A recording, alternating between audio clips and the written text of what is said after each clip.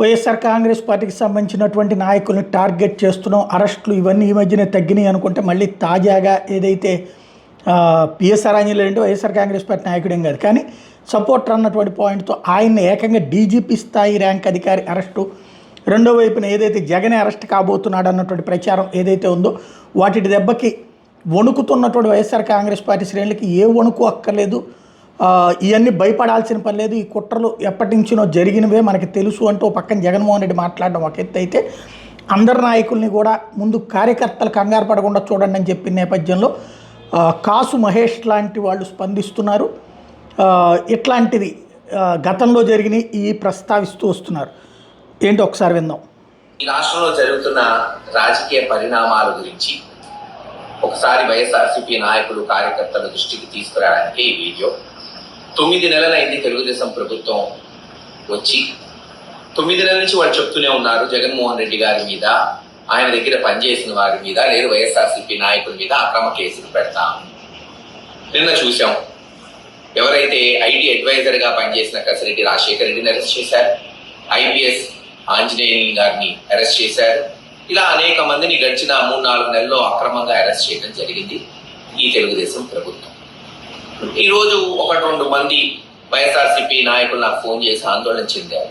నేను ఈ రాష్ట్రంలో ఉన్న వైఎస్ఆర్సీపీ నాయకులకి, కార్యకర్తలకి ఒకటే విజ్ఞప్తి చేస్తున్నాను.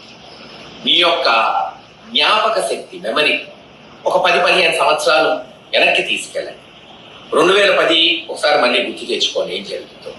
ఏమైనా అక్రమ కేసులు ఏమన్నా ఈ పార్టీకి, జగన్మోహన్ రెడ్డి గారికి, కార్యకర్తలకి, లేదు నాయకులకి ఏమన్నా కొత్తనా? ఆ రోజున జగన్మోహన్ రెడ్డి గారిని ఒక ఎమోషనల్గా, తండ్రి చనిపోతే, తండ్రికి అనుగుణంగా కొంతమంది ఫాలోవర్స్, అభిమానులు చనిపోతే వాళ్ళ కొరకు ఓదార్పు చేద్దామనుకున్న జగన్మోహన్ రెడ్డి గారిని ఆ రోజు కాంగ్రెస్ పార్టీ ఆపమని అడ్డు తగిలితే ఆ ఎమోషనల్ దీని మీద జగన్మోహన్ రెడ్డి గారు పార్టీ వదిలిపెట్టిపోయి పార్టీ స్థాపించుకున్నారు. ఆ రోజున కాంగ్రెస్ పార్టీ తెలుగుదేశం, ప్రతిపక్షమైన తెలుగుదేశంతో ములాఖత్తై హైకోర్టులో బిల్లులు వేసి అక్రమంగా సిబిఐ కేసులు పెట్టలేదా?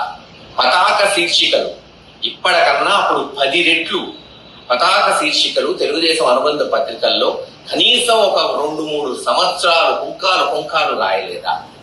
ఇవన్నీ అక్రమంగా జగన్మోహన్ రెడ్డి గారిని అరెస్ట్ చేయలేదా?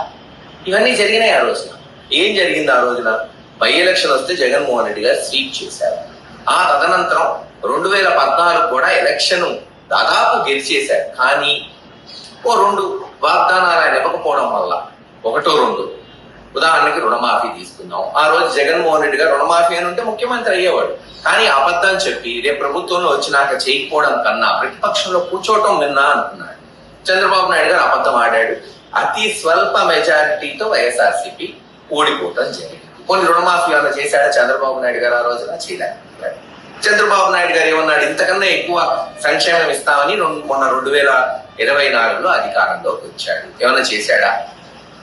ఏమీ లేదు. జగన్మోహన్ రెడ్డి గారు 13,500 రైతు భరోసా ఇస్తే 20,000 ఇస్తా అన్న చంద్రబాబు నాయుడు గారు 2,000 ఇవ్వలేదు. జగన్మోహన్ రెడ్డి గారు 15,000 అమ్మఒడి ఇస్తే 30,000 ఇస్తానన్న వ్యక్తి 3,000 కూడా ఇవ్వలేదు చంద్రబాబు నాయుడు గారు. ఈ రోజు మళ్ళీ అక్రమ కేసులు. ఈ రోజు మళ్ళీ సేమ్ గుర్తు తెచ్చుకోండి మీ జ్ఞాపక శక్తి. ఏదైతే నేను చెప్పాను, గతంలో ఎలాగైతే పేపర్లు రాసినాయో అదే సేమ్ టు సేమ్ అచ్చుగుద్దినట్టు మళ్ళీ అదే పతాక శీర్షికలు. అక్కడ స్కామ్ జరిగింది, ఇక్కడ స్కామ్ జరిగింది, ఏది జరగకపోయినా మసిపూసి మారేడుకాయ వేసి ప్రజల దృష్టికి తీసుకెళ్లడానికి ప్రయత్నిస్తున్నారు. 4 అరెస్ట్ చేస్తున్నారు. రాజశేఖర రెడ్డిని అరెస్ట్ చేశాం, విజయసాయి రెడ్డి వెళ్ళిపోయాడు, మనం ఐఏఎస్ ఆఫీసర్ని అరెస్ట్ చేస్తాం. ఎవరు వీళ్ళంతా? వీళ్ళందరినీ అరెస్ట్ చేస్తే ఓటు వస్తుందా, ఓటు పోతుందా? ఏమీ కాదు. పాపం జగన్మోహన్ రెడ్డి గారి మీద అభిమానంతో, లేదు జగన్మోహన్ రెడ్డి గారి ప్రభుత్వం కింద ఆ రోజు వాళ్ళు పనిచేశారు అంతే. ఎక్కడా అక్రమాలు జరగల. కానీ ఇప్పుడు ఏదో ఒకటి చెయ్యాలి కాబట్టి వీళ్ళందరినీ కూడా ఆ ఒక్క గేమ్లో భాగంగా, అంతరంగంగా గేమ్లో భాగంగా తెలుగుదేశం ప్రభుత్వం అక్రమ కేసులు పెట్టి అరెస్ట్ చేస్తుంది. అక్రమంగా ఎవరిని నిర్బంధించినా, ఎవరి మీద కేసులు పెట్టినా ఖచ్చితంగా ఆంధ్ర రాష్ట్ర ప్రజలు క్షమించరు. గతంలో జరగలేదు, రేపు జరగదు. ఉద్యమం వస్తుంది. ఉద్యమం అంటే ఎవరి మీద దాడి చేయాల్సిన అవసరం లేదు. గతం కూడా చేయలా, ఏ బస్సు దగ్గర పెట్టలా, ఏ దహనకాండ జరగల. ఉద్యమం అనేది ఈ రోజున ప్రజల మనసుల్లో ఉంటుంది, ప్రజాక్షేత్రంలో ఉంటుంది. అది ఓటు రూపంలో ప్రజలు చూపెడుతుంటారు. అదే జరిగింది గతంలో, రేపు అదే జరిగింది. ఖచ్చితంగా చెప్తున్నాం, తెలుగుదేశం ప్రభుత్వం పాలన పడకేసి వాళ్ళు ఇస్తానన్న వాగ్దానాలు పక్కన పెట్టి కేవలం జగన్మోహన్ రెడ్డి గారిని, వైఎస్ఆర్సీపీ నాయకుల్ని అనగదొక్కాలనుకునే దుశ్చర్య ప్రజాక్షేత్రంలో ప్రజలు తేల్చుకుంటారు, మేము తేల్చుకుంటాం. అంతేగాని ఎవ్వరూ భయపడేది లేదు.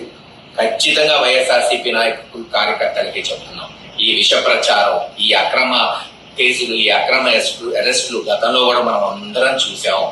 దీనికి ఎవరు జంకేది లేదు. నిబ్బరంగా ఉండండి. జగన్మోహన్ రెడ్డి గారు చెప్పినట్టు క్షేత్రస్థాయికి పోయి పనిచేయండి. తప్పకుండా సత్ఫలితాలు వస్తాయి. మళ్ళీ 3-4 సంవత్సరాలలోనే జగన్మోహన్ రెడ్డి గారు అఖండ మెజారిటీతో ముఖ్యమంత్రి అవటం ఖాయమని తెలియజేస్తున్నారు.